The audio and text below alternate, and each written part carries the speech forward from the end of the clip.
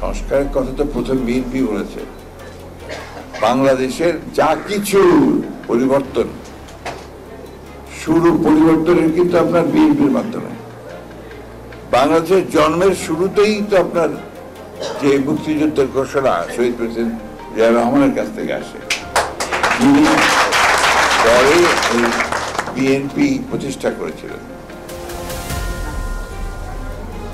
এই জিয়া রহমান সাহেব যখন বিএনপি প্রতিষ্ঠা করেন, তখন একদলীয় শাসন ব্যবস্থা থেকে তিনি কিন্তু বহুদলীয় গণতন্ত্র নিয়ে এসেছিলেন।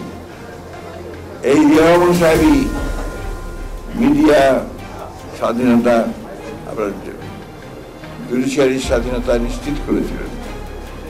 এই জিয়া রহমান সাহেবই কিন্তু অর্থনীতিতে মুক্ত বাজার অর্থনীতির প্রবর্তন করেছিলেন। বাংলাদেশে যা কিছু সংস্কার হয়েছে এখন পর্যন্ত বিএনপির হাত দিয়ে হয়েছে। এই বিষয়গুলো আমাদেরকে মাথায় রাখতে হবে।